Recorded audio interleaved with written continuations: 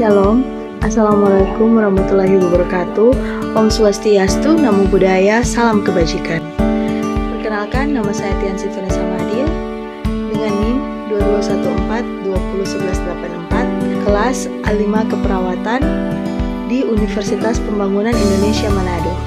Pada saat ini saya akan mempresentasikan tentang pencegahan dan penanganan untuk penyakit diabetes mellitus dan hiperemesis gravidarum, di mana materi ini untuk memenuhi tugas ujian tengah semester pada mata kuliah keperawatan kesehatan reproduksi. Apa itu diabetes mellitus? Diabetes mellitus atau yang dikenal dengan DM adalah sebagai suatu penyakit atau gangguan metabolisme kronis dengan multi-etiologi yang ditandai dengan tingginya kadar gula darah disertai dengan gangguan metabolisme karbohidrat, lipid, dan protein sebagai akibat insuficiensi fungsi insulin. Bagaimana untuk pencegahannya?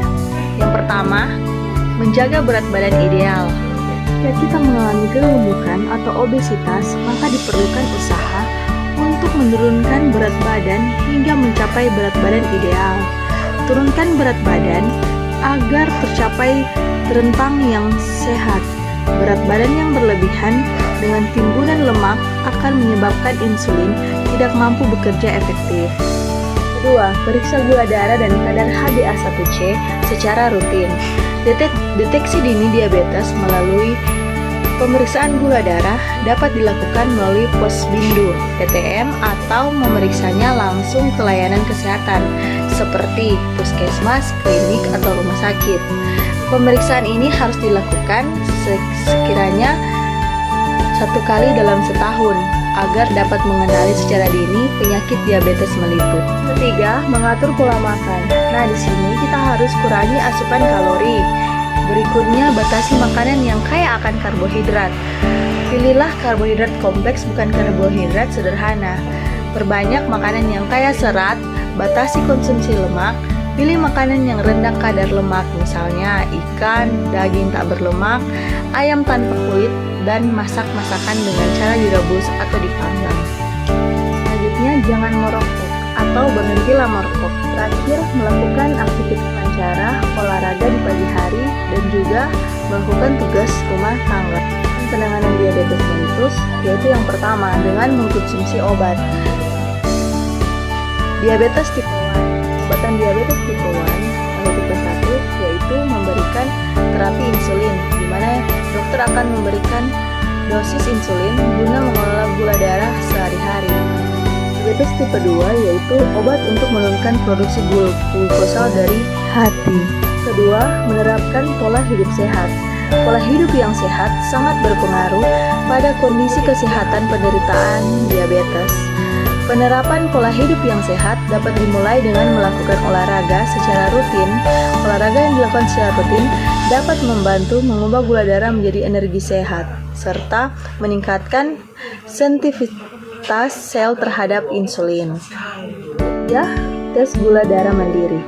Di sini kita harus melakukan tes sebanyak 4 kali dalam 1 hari, yaitu setiap sebelum makan dan sebelum tidur. Terlebih lagi untuk yang menjalani terapi insulin. Dokter akan memberikan saran perihal frekuensi tes gula darah mandiri yang harus dilakukan untuk kemudian dicatat dan dibawa saat pemeriksaan rutin ke dokter. Selanjutnya, hiperemesis gravidarum. Hiperemesis gravidarum adalah mual dan muntah yang terjadi secara berlebihan selama hamil. Mual dan muntah atau yang bisa disebut dengan morning sickness pada kehamilan trimester awal sebenarnya normal. Namun, pada hiperemesis gravidarum, mual dan muntah dapat terjadi sepanjang hari dan berisiko menyebabkan dehidrasi. Agar kita mencegah terjadinya hiperemesis gravidarum, yaitu yang pertama, mencukupi waktu istirahat untuk meredakan stres dan menghilangkan lelah. Yang kedua, mengkonsumsi makanan tinggi protein, rendah lemak, dan bertekstur halus agar mudah ditelan dan dicerna. Yang ketiga, mengkonsumsi makanan dalam porsi kecil tapi sering, serta menghindari makanan berminyak, pedas, atau berbau tajam yang dapat memicu rasa mual. Yang keempat, memperbanyak minum air putih untuk mencegah dehidrasi. Yang kelima, mengkonsumsi minuman yang mengandung jahe untuk meredakan mual dan menghangatkan tubuh. Yang keenam, mengkonsumsi suplemen kehamilan untuk mencukupi kebutuhan vitamin dan zat besi selama hamil. Dan yang terakhir, menggunakan aromaterapi untuk mengurangi mual dan untuk penanganan hiperemesis gravidarum, yaitu pertama, pemberian obat-obatan lewat suntikan seperti vitamin B6, B12, serta antiemetik atau antimual untuk meringankan gejala hiperemesis gravidarum. Yang kedua, pemasangan cairan infus untuk menjaga asupan cairan yang dibutuhkan oleh pengidap agar terhindar dari dehidrasi. Yang ketiga, perubahan kebiasaan dan lingkungan seperti banyak istirahat dan kurangi gerak, menggunakan pakaian longgar, menghindari aroma-aroma, suara bising, dan kedipan cahaya berlebihan yang dapat memicu mual. Dan yang terakhir, konsumsi kudapan kering, misalnya biskuit secara berkala, konsumsi makanan tinggi karbohidrat tapi rendah lemak, serta minum air jahe ketika merasa mual. Sekian dari presentasi saya, diucapkan banyak terima kasih. Kalian masih bingung ya untuk memilih tempat perkuliahan? Ya, solusinya ayo bergabung bersama kami di Universitas Pembangunan Indonesia Manado. Nah, kenapa harus Universitas Pembangunan Indonesia Manado?